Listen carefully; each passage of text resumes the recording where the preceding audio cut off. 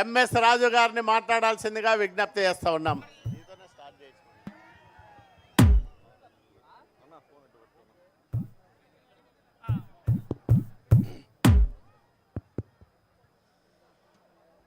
కడపలో జరుగుతున్న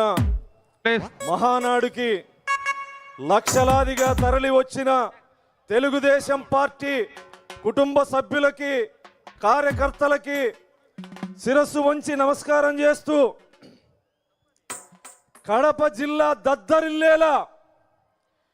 ప్రపంచవ్యాప్తంగా ఉన్న తెలుగుదేశం పార్టీ సానుభూతి పరులు, కార్యకర్తలు టీవీలో చూసి గుండె ఆనందోత్సవంతో ఉంటే, వైఎస్ఆర్ కాంగ్రెస్ పార్టీ వాళ్ళకి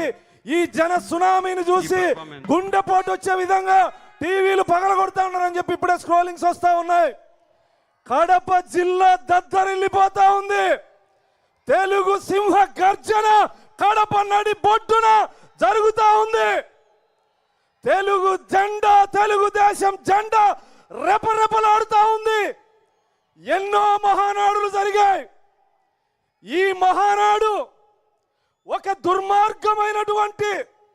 పరిపాలన అందించినటువంటి జగన్మోహన్ రెడ్డి గడ్డ మీద తెలుగు సింహ గర్జన చూడ్డానికి. జగన్మోహన్ రెడ్డి ఒకవైపు చూడు, కడప వైపు, కడప అడ్డ, తెలుగుదేశం గడ్డ అని అనే విధంగా ఎటువైపు చూసినా నలువైపులో జన సునామీని తలపించే విధంగా జనసంద్రమైనటువంటి కడప మహానగరాన్ని ఒక్కసారి చూడండి అని చెప్పి సందర్భంగా తెలియజేస్తూ, విశ్వవిఖ్యాత నట సార్వభౌమ నందమూరి తారక రామారావు గారు ఏ ముహూర్తాన పసుపు జెండా పెట్టాడో, ఏ ముహూర్తాన తెలుగుదేశం అని నామకరణం చేశాడో, ఆ రోజు నుంచి ఈ రోజు వరకు తెలుగు రాష్ట్రాల్లో తెలుగుదేశం పార్టీ చరిత్ర స్థిరస్థాయిలో ఉండే విధంగా, తరువాత ఆంధ్రప్రదేశ్ ముఖ్యమంత్రిగా, ఉమ్మడి ఆంధ్రప్రదేశ్ ముఖ్యమంత్రిగా తెలుగుదేశం పార్టీ ఆత్మగౌరవాన్ని ప్రపంచ స్థాయికి తీసుకెళ్లినటువంటి మన ప్రియతమ నాయకుడు గౌరవ ముఖ్యమంత్రి చంద్రబాబు నాయుడు గారు అనేక కష్టాలను ఎదుర్కొని దుర్మార్గమైన 5 సంవత్సరాల పరిపాలనలో చంద్రబాబు గారిని సైతం ఇబ్బంది పెట్టినా ఎక్కడ అధైర్యపడకుండా 75 సంవత్సరాల వయసులో